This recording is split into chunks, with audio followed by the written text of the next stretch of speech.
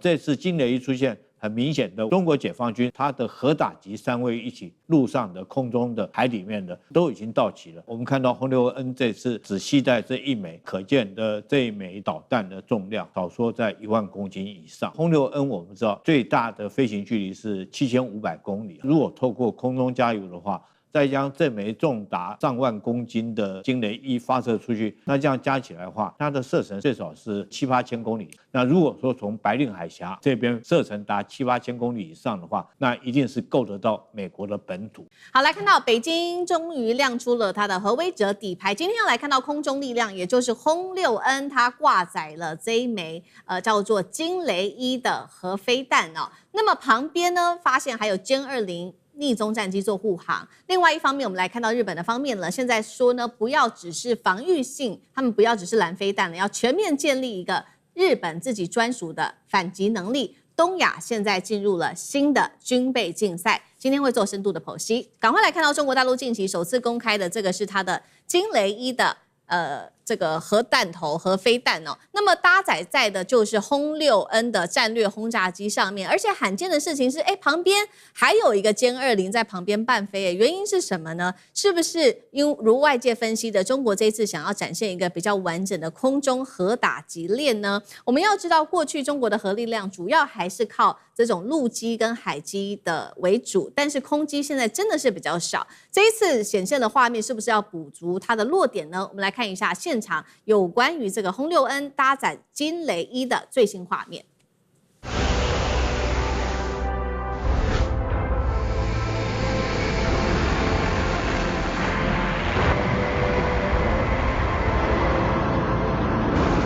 好，所以我們剛剛說，這個中國大陸過去的核打擊能力主要是在陸基跟海基，這一次空基上面也再次的展現了它這個一體化的作戰當中，包括有匿蹤戰機護航、空中加油機來延伸它的航程，預警機跟指揮系統也會一起來做支援，來突破敵方的防空網。首先就這樣子的一個飛彈加上這個戰機，將軍你怎麼看它的戰力？這驚雷1是去年這個93閱兵的時候，解放軍才展示出來，在閱兵典禮上展示出來的這種空中發射的核武器。那這次來講，我們當然它很多的數據我們並不曉得哈，它並沒有公布。可是有一件事情我們知道，它如果用轟六 N 來攜帶的話，那我們可以了解轟六 N 它的最大載彈量可以到15000公斤哦，也就是說，我們看到轟六 N 這次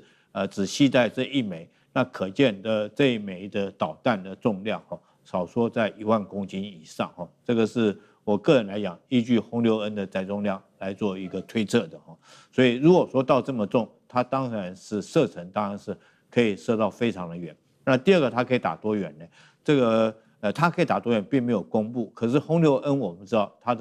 的飛行最大的飛行距離是7500公里如果說我們將它折半，它作戰半徑少說3000公里，但是如果透過空中加油的話，大概4000公里沒有問題。如果轟六 N 可以飛到4000公里之外，再將這枚重達這個上萬公斤的這個導彈驚雷1發射出去，它的射程少說是2、3千公里以上。那這樣加起來的話，大概我預估了，這是我個人的預估，我從這方面來研判，最少是這個7、8千公里以上。那如果說這個從中國的北邊來講，譬如說是白令海峽，因為前一陣子我們也經常看到中俄經常在做聯合的空中戰備警巡，那中國的轟六 N 也跟俄羅斯的圖95在一起聯合飛行過那如果說從白令海峽這邊這個射程達7、8千公里以上的話，那一定是夠得到美國的本土所以我認為這次這個驚雷1代表是空中的核打擊力量。另外來講的話，我們看到這個今年上半年的時候，這個解放軍就在上個月發射了一枚海中發射的巨浪3的潛射型的這種戰略導彈。然後當然在2024年的時候，它更發射了一枚東風31AG 的這枚導彈，這是陸射型的這種戰略導彈所以如果說是這次驚雷1出現，很明顯的，我覺得中國解放軍對外表示，它的核打擊3位一體都已經到齊了。它不管是陸上的、空中的、或者是海裡面的3位打擊一體這個核反擊力量都已經完整的具備。尤其是我記得是在上個月的時候，這個解放軍還曾經展示出他們所有的火箭軍從東風5東風61的這種導彈，東風41包括到東風17東風這個27這幾款，不管是戰略型的核打擊的導彈，或者是戰術型的，我們講的是這個關島快遞，或者是航母殺手同時展現出來。那我想說，這很大的一個意義就是代表中國在這個核武器方面已經非常完備。是，大家要曉得，在全世界所有拥有核武器的國家是不會打仗的。當中國擁有核武器之後，我可以斷定当然美國這方面來講的話，可能投鼠忌器，是不會對中國發動任何軍事的行動。好，所以這邊我們看到的是中國大陸已經建立好了核3位一體的一個打擊能力哦。那另外一方面呢，中國大陸的動作有沒有跟日本有一些關係呢？因為日本最新就是在最近，我們看到他特別提出了這個2026年新版的防衛白皮書。這當中其實重點就是說，日本說了，他認為說不可以只做這種防禦性的武器，他們要有反擊的能力。而且他特別寫到說，只攔截飛彈是已經輸了一半。好，所以他们做了什麼樣的改變呢？因為過去日本面對飛彈的威脅，主要是靠這些愛國者3建立他們的防禦網。但是日本就說了，現在只是防禦是不行的，因為現在我們要面對的武器跟以前已經完全不一樣了，是更進步的，包括了有高超音速的飛彈、飽和攻擊巡弋飛彈、無人機蜂群等等。所以呢，他說呢，我們應該要具備反擊的能力，包括打擊敵方，也就是在飛彈來之前就打擊敵方的這些飛彈基地指揮的通信系統更是要削弱敵方的作戰能力。日本另外一方面也同步加強，不管是在太空、網路戰也就是說，他說在飛彈升空之前，你就可以先透過網路去癱瘓對方的軍事的指揮、通訊系統、能源跟基礎設施，干擾敵方作戰。另外一方面，他也特別升級了他的實際的武器，包括了12式的這些陸基反艦飛彈之外，還部署了美制的戰斧巡弋飛彈，讓日本另外一方面還具備這種比較遠程的打擊能力。幹哥怎麼看日本的轉變？好，你看那個2026日本防衛白皮書你就看到他講了一堆，就像剛才世銘講的，把目標從防禦延伸至推動反擊能力，同步強化太空監控、網絡戰等等系統，這些話叫做什麼？叫做鬼話連篇。他的意思就是什麼？要變成攻擊性武力，就這麼簡單。就是說我講了這麼多，我最終的目的就是我們的這個海上、陸上以及航空自衛隊要變成攻擊武力就對了，就這個意思啦。那合法化就是說，我們日本憲法裡面從2次大戰之後不能夠擁有攻擊性武器，但是因為周邊國家的態勢全部都改變，所以我們要能夠使出的手段是讓敵方認為我們是有能力打擊你而投鼠忌器。這句話我又繞口了，但是實際上他們的意思就是這樣，他們的意思就是很簡單，我們現在要部署攻擊性武器。什麼叫攻擊性武器？這幾天來我們都有談過了，對不對？我們在海軍的神盾艦上要部署那個巡弋飛彈然後呢，我們當然你知道日本它其實本來在美國的這個協防之下，日本自己靠它自己的神盾艦神盾系統是屬於比較高空的，那低空的階段呢是由誰？由這個空隙是由愛國者來填補，所以日本的愛國者3型是全世界最好的愛國者3型，也就是說是最先進的。美國把最好的都給他，連海軍的神盾艦基線6、基線7Baseline 6、Baseline 7這種最新的、最現代化的神盾系統都配給日本。日本海上自衛隊是，所以日本認為說，我在這個中低空跟高空我都有最好的系統啦，但是日本它終究沒有被美國騙去裝薩德系統，因為那個薩德叫錢坑，所以日本自己發展了叫12式陸基反艦系統。也就是說那個飛彈就有點像我們中國的東風26、東風27，比如說它那個12式陸基飛彈可以發射出去是要打航艦的，要打遼寧號的，它是這樣宣稱。那到底有沒有這麼的有用？那是另外一回事。也就是說，他們在就是不接受美國的薩德之後，自己發展了12式的反艦系統。那現在呢，他們覺得說這些東西可能還不夠吧？那怎麼辦？那我們就要發展自己的偵察和那個監視等等這些系統，情偵監還有情報系統，然後跟美國共享。跟美國共享之後，美國的電子預警機有任何的訊息的話，給我們可以先發動一個打擊，讓你知道說我知道你在哪裡。防衛白皮書裡面竟然還有已經提到說，連地下導彈掩體裡面的威脅，我們都要一併考慮進去。他講的是什麼意思？你知道？如果你在江西或是湖南的地下掩體發射出來的東風飛彈，我有嘗試攻擊的義務跟責任。什麼意思啊？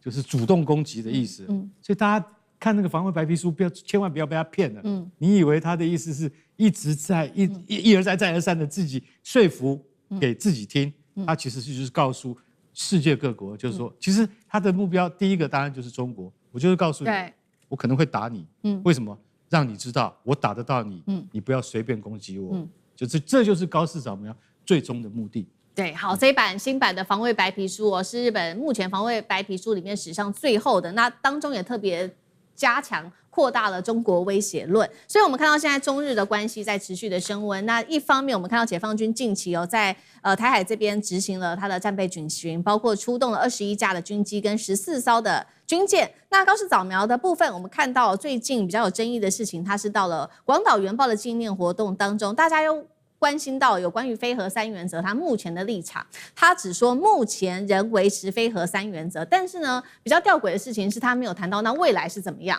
因為通常呢，在發表這樣的意見的時候，都會講一下那日本未來是打算怎麼做。那現在他只說目前是非核三原則，他是支持的。另外一件事情，這個高市這邊政府也特別強調，今年底會完成安保3文書的一個修訂，要來提升日本的防衛能力。漢庭怎麼看目前中日之間的對峙？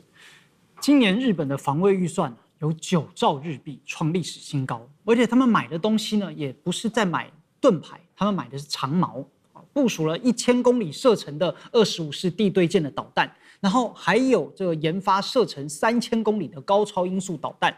這1000公里就是從東京出發，大概可以打到上海。那以前日本說自己是專守防衛啊，意思我只守我家門口啊，對吧？我不出去打人啊。現在呢，他們已經開始有了對對方基地的攻擊能力。就像如果今天我的鄰居跑過來跟我講說，漢庭啊，最近社區治安不好啊，他想要為了防守在他家買一把槍，我說好，你家要怎麼樣啊？你買什麼裝備是你家的事情嘛。啊，結果過了3天回家，發現他把這把槍架在我家的玄關鞋櫃上，槍口正對我家客廳。我問他你幹嘛？這個你防衛怎麼防到我家來了？他說你看，因為在他們家開槍的話會弄髒他們高貴的地板啊，而且呢，在別人家的客廳消滅威脅，這就是所謂的積極和平主義。這就是現在日本的主張啊，他們還在解禁武器的出口。今年4月，日本也修改了這個轉移的3原則，就原則上允許出口殺傷性的武器，然後馬上就跟澳洲簽約了，賣給他們最上級的護衛艦。這是2戰之後日本第一次出口具備殺傷能力大的大型軍艦。所以以前的日本賣東西啊，都說我們賣螺絲起子啊，不賣刀子。現在就整個刀子都賣，還附磨刀石。而且呢，就在今年的7月31日，選在對中國人民最傷痛的日子，成立國家情報局。那情報局只是一塊拼圖，就每一塊你單獨拿出來，日本都說我是防衛啊。那可是所有的拼圖放在一起，這畫面當然就會讓大家覺得有點眼熟啊。你搞長程飛彈是防衛啊，你加強反擊能力是防衛，你情報集權也是防衛，反間諜法也是防衛。可是當一個過去曾經發動侵略戰爭的國家，你一邊突破了戰後的限制，一邊你又集中情報，一方面你又開始要增加你的長程打擊能力，那自然就會引起大家的懷疑嘛。尤其對中國大陸來說提起一些質疑，這個不叫做多心，這是基本的警覺，對吧？所以不論是和平憲法的第9條，結果現在呢，他要實質突破。專守防衛呢，那他也轉向變成了主動的嚇阻跟反擊。5核3原則呢，也要修改。武器出口禁令呢，也在修改。所以日本正在從一個經濟大國悄悄轉型成一個軍事大國。好，趕快來看到的是軍事消息，殲36正式的官宣了，是空中加油機這一次實錘劍指的就是第2島鏈哦。另外，等一下會來看到這個小檔案的部分，也就是殲36它的一些戰力哦，3發的無尾翼獵殺美軍。那美軍的部分現在有 F-47還在造，已經甩開了美國空優一個世代，這是中國大陸的一個的部分。等一下我們會做一個深度的剖析。先來看到大陸的6代機從不能說的秘密，現在呢是不是走到台前了，来到了官方的鏡頭？因為呢，我們今天最新要來關注到的是中國的軍方，也就是它的官方賬號中國軍號，它最新發布了一段影片，首次捕捉到了殲36的一個最新清晰的影像。那畫面中呢，可以看到可以看到的是3具的發動機、無垂直的尾翼，還有大型融合翼身的設計。神秘戰機直接從運20旁邊給掠過去了。那在這一段影片當中，軍方呢把給小六加油寫進台詞當中，代表什麼意思呢？代表說這個加油機當中已經可以協助殲36做這種長程而且高續航力空中加油的能力了嗎？這會不會是殲36最重要的一個任務之一呢？我們先來看一段最新影片。局長，咱今天給誰加油？先加6爺，再加小六。好，刚刚我們看到的是中國大陸的官方公布的最新殲36的影像哦。那麼我們也看到專家針對了這些片段來做了一個分析。他說呢，殲36如果能夠在具有這種3具發動機跟有空中加油機一起支援之下的話，代表它接下來是可以長時間滯空做飛行的，也就代表它的作戰半徑會不斷的延伸，從原本是比較近海的部分，現在到了第2島鏈，甚至未來深入到西太平洋地區去了。好，我們也來看到殲36它的3大特性，等一下將軍會有比較深入的一個戰力分析。我們先來看到它的幾個小檔案。第一個，它的3具發動機可以支撐大型的雷達電子戰系統。第二個就是它無垂直的尾翼了。等一下我們來看一下這個畫面哦。殲36它有取消了它的垂直尾翼，減少雷達反射，也就代表它的匿蹤能力可以大幅的提升了。最後呢，它有的是大型融合式的雙三角翼，可以提供更大的一個內部空間，裡面呢就可以裝更多的一些不管是燃料啊、大型武器、雷達感測器、電子設備等等，有利於它未來提高航程哦。所以呢，換句話說，殲36的設計哲學不是傳統的我們知道的這種極限戰機的狗鬥了，而是追求它未來可以看得更遠，並且飛得更遠、飛得更久，然後指揮更多無人機，也就是在敵人都還沒有看見他們之前，他們就已經可以鎖定敵人，然後做遠程的打擊。代表它未來的攻擊範圍已經可以延伸到西太平洋地區了嗎？3大設計有沒有什麼戰力特別值得拿出來看解析的？張將軍怎麼看？要發展一個新的這個飛機戰機，你要想的是它的任務定位是什麼？你要從事什麼樣的任務，然後再設計這個飛機。那這一個殲36，我認為它有幾個特性。第一個，它飛機大，3個發動機，你3個發動機，你能不能打推力幹嘛？我就是大啦，我就是大，我要載彈量大，我的載油要大，我的2個發動機是不夠的，我要3個發動機。那我這個3個發動機，飛機又更大。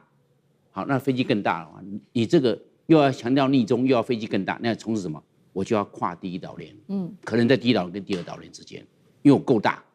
我油載的夠多，我飛得夠遠。那你要從事的什麼任務？我認為它定位匿蹤輕型轟炸機。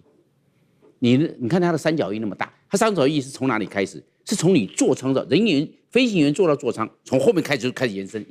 一直到整個機尾，全部是3角翼。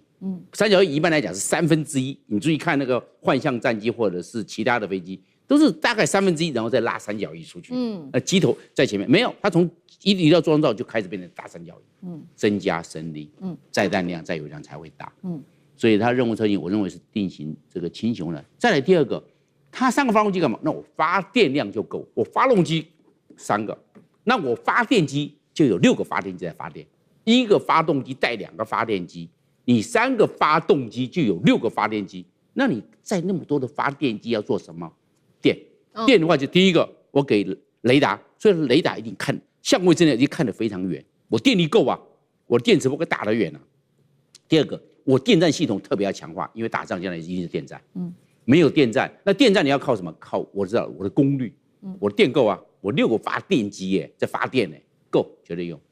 那我的電廠這個絕對可以出去來做一個非常好的一個空中自衛的功能出來。所以電站跟雷達是它的特色。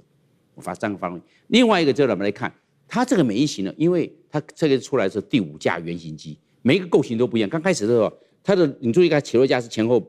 後串列，現在變成左右並列。它為什麼這樣收？它這樣收起來的時候，才裡面的話才可以減少它的這個面積，它就變成小，因為它就变成我們講到的变成并列型了。一收起来的话，整個輪子就在裡面，不用搞得那麼大那麼長。你注意看，它都在調整它的氣動力跟它的飛機空氣動力中心跟飛機的重心不一樣，這2個跟飛機的俯仰操作跟它的這種空戰動作是有相關的。那個這個歼36要不做這個狗咬狗的這個近戰格鬥沒有，因為它太大不適合。那上面掛的絕對都是超世紀的遠程空對空的飛彈，或遠程空對地或空對艦的飛彈，是要這樣來打的，都不是我們所講的想到傳統的戰爭。那現在它既然是不要去空中格鬥，那你這個逆中戰機是做什麼呢？所以我把它定為輕型逆中轟炸機。是這個樣。那將來的話，我認為中國大陸在這一方面，它的這個生產的速度快，我認為它這個5架原型出來啊，就準備要定型了，就要開始做量產了。那量產的話，批次量產跟全量產，我認為第5架完畢之後，可能第6架我們所看到的，可能就是批次量產的飛機可能就要出來了，不會說我原型機做那麼多，那你還沒完成整個作戰的部署啊。那你這樣的話，你所謂為何？我認為第6架開始，我再判斷大膽的判斷，第6架就是批次量產的第1架。好，所以我們除了看到這個歼36它的技術上面的升級，剛剛張將軍幫我們講得非常清楚，還有可能未來第6架即將要量產。那其實呢，我們看到目前為止是5架嘛，其實這些原型機曝光之後，我們看到它迭代的速度其實是非常快的，僅用了19個月的時間。那麼從第1架的2024年12月底到現在，已經是有5架了，而且它不斷的升級做測試不同的版本。那改進的方向包括了有它的进氣道啊、起落架、尾噴口、機鼻控制面等等。快速修正的包括了它的逆中設計的能力就變得更好，而且氣動性能跟飞控系統跟發動機的整合能力也都有提升。尚志哥怎麼看？代表說距離成軍已經越來越近了嗎？好，這次大家看到的時候是在大陸被昵稱它叫做南6，因為我們知道那個成都這邊的話是南方，另外的話在瀋陽部分是北方，都是第6代這樣研發。那南6我們現在看到的這個所謂殲36的這個部分呢，已經具體看到，在2年之內，我們已經看到五架原型機。那這次其實引起國外媒體討論最多的，其實就還是它的，特別是因為它是3發動機，如果剛剛前面將軍所講的，但是在這一次具體看到了這個新一代的這個原型機當中，首先看到的是它的有軍用塗裝。通常來講，你有軍用塗裝的部分，表示已經在測試你這個隱身逆中功能，這個蒙皮就已經在這個塗裝都已經在測試這個逆中的實際狀況了。除此之外，這一次最大的改變就是它的矢量噴口，因為過去來講，它早前幾代出來的時候，這個原型機的時候，因為它是無尾翼哈，所以這次它的氣動布局，在國外評論就是說，哎呀，通常這種無尾翼的部分呢，它的這個垂直啊，或它的這個怎麼推進功能、轉彎功能啊，各方面啊都會比較差的。結果這次出來之後，大家都是大傻眼，尤其是國外方面。而且在這次看到的，包括中國大陸評論裡頭，有強調它現在包括有垂直轉彎，包括高速當中360度回轉都能夠輕易做到哦。而且要知道，我們在對比現在說，就是現在以美國當中的 F-22來對比 ，F-22大概能夠飛的高度大概是19800米。但現在在推估現在這個殲36能夠飛高達25000米以上哈，所以當然這些都是數字推估啦，就表示說現在這個戰鬥能力真的很強。那大家特別注意的，我要講說，不是我們現在只看殲36，我認為大家如果要觀察中國大陸，包括殲36的發展，應該要看最近8·1，因為8·1是中共解放軍的建軍節，所以在此前後呢，在官媒裡頭出現了有6集的中國大陸的這個所謂的這個制勝系列，他把火箭軍、海軍、空軍，第4集就是空軍，這裡有非常非常完整哦，而且這裡頭有包括從不同的空軍單位。他的雷達軍，然後包括他的空軍，包括他的維修，從他們包括士官長，包括一些老軍官的部分的角度去看，在每一個軍種當中最新的狀況。我要講的重點是不是殲36單兵多強弱？剛剛其實將軍所提到的，中國大陸現在體系化作戰，以空軍來說，我看到在制勝裡頭提到，他什麼？他們現在思考空軍是幹嘛？我不是說我的飛機跟你在幾架纏鬥，現在最重要的就最短時間之內把你擊落擊沉。所以這個體系化作戰來講，以殲36在這個大體系裡頭，因為它很強嘛，大家都知道，現在它可能陸基當中，它也可以從軍事中心起飛。現在預計第一島鏈台灣，甚至逼近第2島鏈，它不一定要艦載。而現在殲36當然也有發展艦載，如果跟航空母艦一起走，那基本上可以打到美國西岸都沒有什麼問題的。而且它等於遠遠的逆中的情形之下，在最快鎖定，然後包括跟偵察機、空中偵察機一起整合的時候，最短時間看到你。就可以把你打下來，他不一定要飛過去跟你纏鬥嘛。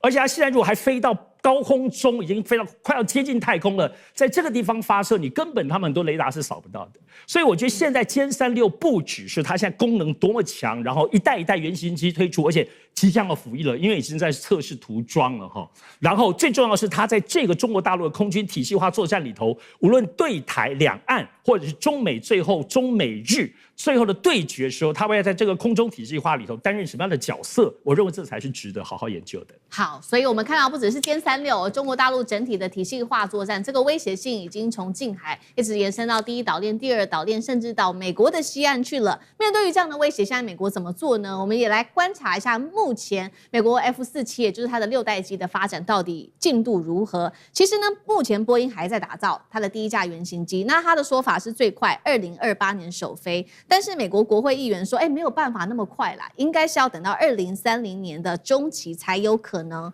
來首飛。那也代表說，美國如果真的是2030年的話，代表美國近10年是沒有6代機。那它接下來怎麼辦？它就是要來繼續依靠它的 F-22、F-35，跟它的老化的 F-15跟 F-16。那除了這個之外呢，它現在最大的問題還要面對的就是它一直在挑戰它的下一代發動機，也就是 F-47的核心技術，他們要趕快把它研發出來，因為到現在還不夠成熟。如果要換它現在只能先用舊的發動機，但是如果未來要換新的發動機，其實這當中又涉及到許多的重新驗證的一些技術，又是另外一個麻煩。所以我們先請教介大使怎麼看，如果 F-47要到國會議員所說的2030年中期才能完成，那這空窗期，中國大陸的威脅會一直擴散到甚至第1、第2島鏈，在空中力量會完全的改變整個空中戰場嗎？甚至挑戰美國在印太地區的制空霸權嗎？介大使怎麼看？對，這兩個都是假設，都是肯定的。第一個，因為中國大陸必然會取得優勢。那麼第二個就是說，挑戰美國在這個動搖美國過去傳統在印太這個地區的空中的優勢，因為任何戰爭啊，最好的防守就是攻擊。你有強大的攻擊力，你可以牽制這個敵軍強大的敌軍非常多的戰力，而且他會要反攻為守，他要花到更多的這些資源跟布局啊，所以這一款這個殲36事實上的話，它照目前的預計，它會比美國的這個第6代戰機起碼超前5年服役，這個5年就會造成美國很大的空窗期。那這個領先5年會造成整個這個印太區域的這個空中中美兩軍空軍的這個優劣這個態勢。那因為這個殲36事實上它的這個作戰能力跟它的特性那麼現在很清楚的，一定會重塑未來的空戰的一個規模這個規則，而且會改變這個中國空軍跟這個敵對空軍的一個力量的對比。為什麼呢？因為這一款歼36，它的作戰半徑是3000到4000公里，它直逼第二島鏈啊。那這是一個很大的一個改變。第二個，它的這個整個的這個特色哈，它是一個怎麼樣全面隱身，而且有一個超大彈艙的一個飛機。那因為它沒有這個尾舵啊、尾翼啊，事實上它的那個折射面積就變小了，所以它的隱身效果會更強。然後它是这個機身哈三發的一個這個飛機啊，所以它的機身也比這個傳統的戰鬥機啊大非常的多，所以它的載彈量也會增加很多。所以全面隱身再加上超大這個彈艙，這是它的很大的一個戰力資源。第三個呢，就是因為它的電力非常非常的強大。那它的可以作為一個空中戰力的空戰的一個指揮中心，是除了它本身的這個有先進的傳導以及 AI 設施以外，它還可以指揮所謂的中程僚機跟它一起作戰。所以這一款飛機出來是絕對會改變這個整個印太區域中美兩軍在空中的戰力的優勢。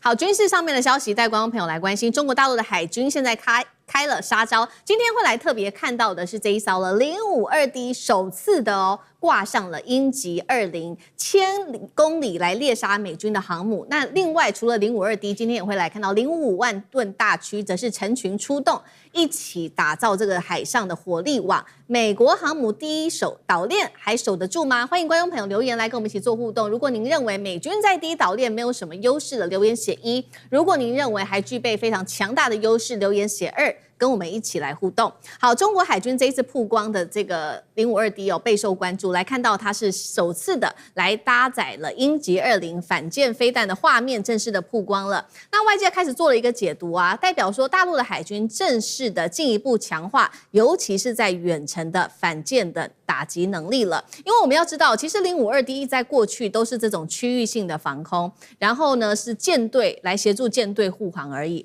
保護這些大型的水面艦艇的主力驅逐艦。但是如果說真的它未來裝上了鷹擊20的話，它就可以打擊到1000公里外的地方，那麼052D就會變成遠距離獵殺的這種大型的艦艇打擊平台了。好，所以也代表說大陸的海軍作戰的思維是不是也轉變了呢？過去我們看這些反艦的作戰主要是靠陸基從岸面來做飛彈的發射，打擊美軍的航母。但是如果說鷹擊20未來可以放在不管是052D或者是055上的話，是不是代表它的打擊能力就是可以延伸到從陸面到了海洋，並且借着衛星的偵察、無人機追蹤、雷達鎖定、驅逐艦發射來完成海上的獵殺行動呢？好，052D我們來看到它的戰力小檔案。當然了，等一下我們也會請幹哥來幫我們就它的一些戰力的部分做一個比較詳盡的解析。好，這當中包括了先看到它的艦長157公尺它的載排水量是7000噸級的。那麼核心的地方就是它64單元的垂直發射系統了。主要任務包括反艦，還有我們剛剛特別提到的，可以變成了一個遠程的火力支援。那麼防空系統上面搭載了飛彈，可以建立它的防衛網。最大特色具備任務是整合性的能力，可以同時執行防空、反艦，還有對陸的攻擊任務。好，這是052D，我們來看到這個艦艇它的小檔案。所以今天節目一開始，先請教幹哥怎麼看了這個，是否代表這個海上獵殺平台已經可以威脅到美軍的航母了？這當中的關鍵戰力有什麼是我們特別值得關注的？幹哥怎麼看？這非常關鍵，因為052D大家要知道，它就是中華神盾這一種船。它配備64枚垂直冷發射的系統，也就是說，作為未來的海戰的基本觀念的話，你必須要有五庫艦的想法。五庫艦就是什麼？我64枚發射單元，我在最短的時間之內能夠朝不同的目標去打擊，所以這個是現代海軍一定要求的 VLS 這個就是垂直發射系統的觀念，這是非常重要的。當然，現在052D 它因為它是就是說在055之下，算是它是中間的力量，堅實的堅。那055當然是帶刀侍衛啦，它是航母戰鬥群的帶刀侍衛，因為它重達12000噸。那052D 的話，它是7500噸級，但是052D 比較多，它有35艘，055現在目前有10艘服役了。可是光是這些加起來，這些都叫做神盾系統，也就是說是現代海軍最重要的 Aegis 神盾系統，就是屬於他是說他老實講一句，他的就是說346A 這種有源相控陣列雷達是完全不會旋轉，它不轉的。以前的海軍的雷達轉過來看得到，轉過去又看不到，又轉過來又看得到，浪費時間。為什麼？因為光是這個時間的秒差，你就抓不到敵人。現在的雷達都固定的，就是我可以馬上即時看到360度的目標，我都看得到，指揮我身上所攜帶的武器去攻擊。這次發現這個鷹擊20飛彈的意義很重大，為什麼你知道？因為鷹擊20飛彈就不是它以前的，比如說鷹擊12啊、鷹擊17啊或鷹擊18這樣子的飛彈。鷹擊20射程1000公里，非常遠，它不但遠，而且準，而且它是高超音速導彈，高超音速導彈美國現在船上沒有啊，中國有，美國沒有，這是最大的不同，好不好？然後呢，美國相對應的武器是什麼？是巡弋飛彈，當然巡弋飛彈也有1000多公里的射程啊，就是在射程上是一樣的，可是打擊力絕對不如鷹擊20，因為鷹擊20是到了大氣層再下來打的，它下來的時候最終的速度是9到10馬赫，沒有任何東西攔得住，所以現在這一次在052D 發射了這一枚鷹擊20成功之後，我們就開始要算賬了，算什麼賬？我剛才不是講本來64個單元嘛，那它這個飛彈比較大這64個單元都裝得進去嗎？太大了，你知道，能夠裝幾枚啊？我們現在就要開始看它的發展。但是中國海軍會把這個畫面告訴各位的意思就是說，現在冷發射成功了。我們現在專門要做的就是怎麼樣讓鷹擊20成為制式化的配備。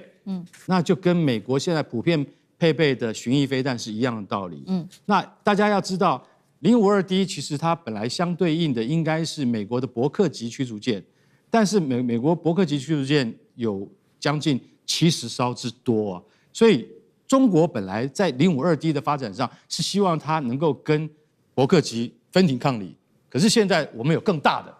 我們有什麼？我們有055了，所以將來055的數量會急起直追。那如果說055到時候能夠造到50艘以上，那伯克級就不夠看了，所以大家要知道，這一次我们看到052D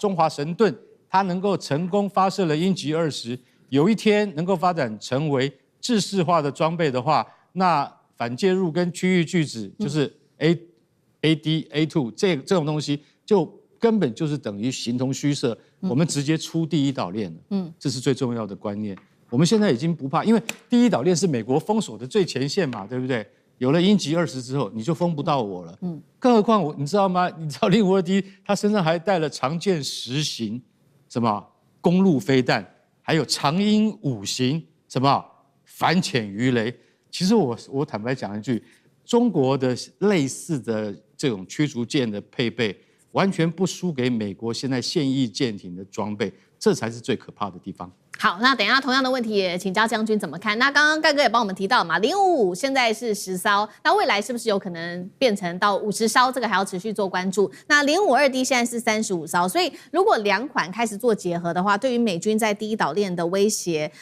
我們也請將軍來幫我們看，包括了萬噸大驅，再加上這種遠程的反艦驅逐艦，將軍怎麼看？我先講一個概念哈，知道我是陸軍，我們陸軍來講的話，在行軍的時候。班跟排距離要多遠？400公尺哈。這個華幹當過軍人，他知道400公尺。為什麼是400公尺？因為400公尺排的主要武器叫做機槍，機槍的射程400公尺。也就是說，我前面那個班，如果說跟敵人接觸的話，我後面這個排的機槍，我火力馬上可以掩護得到。這是一個雖然說是陸軍的一個基本戰術，可是你用在海軍同樣的道理。那如果說052D 它裝上這個鷹擊20導彈的話，它的射程可以到達1000公里。那你不要忘了，其實解放軍在陸地上面還有對海攻擊的這種各型的導彈，包括我們耳熟能詳的所謂這個航母殺手東風17或東風27等等，它射程通常都是1-2千公里以上。那你想想看，如果說是052D 在路上的这種東風系列的掩護之下，它可以往前面推進到1-2千公里，然後它的導彈又可以再往前面打1-2千公里，這整個就已經從陸地開始算起，超過3000公里。超過3000公里是什麼概念呢？超過3000公里就是已經是突破了第2島鏈。那如果說以這種概念來看的話，因為火力一定是這個交互掩護、相互的支援，而不是說你去單兵突擊作戰。對，如果以這種概念來看的話，你知道當052D 已經有35艘，你想想看，如果說從這個中國的從東海開始，一直到台海，一直到南海，那以這個35艘的052D，可以說可以涵蓋整個這個第1跟第2島鏈之間的所有的海域，它都可以涵蓋得到。不要忽略了，這只是掩護的部隊而已，掩護的火力。事實上，它還可以再繼續往前面突進。那往前面突進的可能是什麼武器呢？航母，航母就繼續往前面走，航母上面還有艦載機。那如果說按照這種理念來講的話，何止是突破第2島鏈？我覺得突破到第3島鏈都是這個可行的。所以每一種武器一定有它運用的價值。我們以這一次這個052D 當然這個試射鷹擊20，其實這是很大一個訊號了哈。鷹擊20是去年在93閱兵的時候，它才首次亮相哈。那當然，它原來052D 所攜帶的導彈是鷹擊18，鷹擊18在初速的時候，巡航的階段，它還是次音速，它只有到末段的時候才達到這個超音速。但是鷹擊20它全程都是超音速，而且它是屬於什麼？它是屬於氣動式的一種導彈。什麼叫氣動式呢？就是我們講它會漂移哈，它會打水漂那種叫做氣動式，那你就很難攔截得到。那如果說是052D 可以發射這種鷹擊20，那它在量上面它就已經有到35艘。那你不要說是055了，我們光講052D 哈，畢竟來講的話，它的平台數量可以到35艘那麼多。那當然，如果再加上055有10艘的話，055是112具垂發，它是64具垂發。當然不是所有軍艦上面垂發系統都要擺上這種對艦的導彈，它還要擺防空導彈，還有這些。但是可見了它的打擊的能力來講的話，不但更遠，而且涵蓋的面可以更廣哈。那我想說，這對中國海軍來講的話，爾後要突破第3島鏈，可以說輕而易舉。就像是華幹剛剛講的，在這種狀況之下，它水面尤其是在第1、第2島鏈之間的水面戰力，可以說是碾壓了美國跟日本。那當然可以遂行它所謂的反介入跟区域拒止。所以說美國來講現在是非常緊張。為什麼我們前一陣子在討論說美國在積極想要發展水面下的戰力來跟中國對抗？因為他也看得出來，水面上的戰力可能在第1島鏈、第2島鏈已經不是大陸海軍的對手了。好，那所以最後我們也請岳老師來幫我們就比較一下美中之間的這個戰力，尤其美國它傳統的戰法，包括了它的傳統的航母加 F-35戰機跟它的神盾驅逐艦，還有各式的飛彈，美中在西太平洋地區的這個爭霸，岳老師怎麼看？我覺得傳統上來講的話呢，我們都普遍公認，就武力來講，美國第1，俄羅斯第2，中國就是第3。那法國還也不服氣了，但是我覺得這個排名是蠻有問題的。為什麼呢？因為這個排名可以稱之為絕對排名，就是說好像是一種理想狀態下的排名。就1對1的話呢，我覺得美國武力是很強大，但是你這邊的話呢，得到的問題是，美國未來是不是能夠維持西太平洋的制海權？西太平洋就講的我們是第1島鏈嘛，這個叫西太第1島鏈、第2島鏈，這個叫西太平洋。那我這邊的話呢，講到我雖然對這個武器沒有像前面2位都這麼熟悉，但是我可以強調說，這個美國有3方面的問題非常嚴重。首先第一個問題的話呢，就是說像 SM-6啦，就是這個做防空導彈，這個 ESSM 的話呢，他們其實這個 SM-6的話呢還可以2013年是服役的嘛，但是這個 ESSM 的話呢，防空武器是1967年就有的哈。那麼 F-35很厲害。美國的航空艦的話呢，除了福建號以外，就是那個福特號以外，好像也都很厲害啊。感觉上以前的傳統來講，那個他們的反飛彈这個飛彈呢，就是裡面包含了這個 LRASM 的話呢，這很厲害。然後最近的話呢，大家環太平洋軍演，還要在這個菲律賓那邊發射了一套，把一個什麼朱諾號給打成什麼的啊，這個確實很厲害。但是我覺得美國的兵力的話呢，在西太平洋這邊的話呢，有3方面的問題，它非常嚴重。第一個是它的產能上不去啊，因為這個 LRASM 很厲害，那個美國的國防部定多少？定2.3萬枚啊。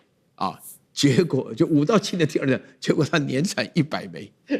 我的天哪！我不曉得我眼睛有沒有看錯啊？但是這個數字啊，我們在跟着數字來講，因為這個產能的話呢，美國產能有問題，這個我們聽將軍講了好多次，這個產能有問題，這個不用說了。然後另外的話呢，就是說呢，它這個自己的話呢，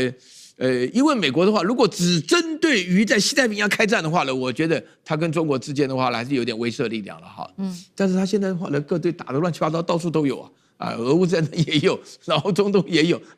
我覺得你分成3項，你再厲害的話，你原來就差很多了，那你現在這個有用的東西的話呢，根本補給不上，然後在那邊消耗的也非常大，所以這也是第2個弱點。好，然後第3個的話呢，我就強調這個大陸本身的話呢，做好的，因為我講一句話講完，今天是7月31號731，對不對？部隊，對，明天是8月1號是建軍節，請大家看一下，它有個制勝。專門針對於這邊所提到的美國武器，想辦法做反制。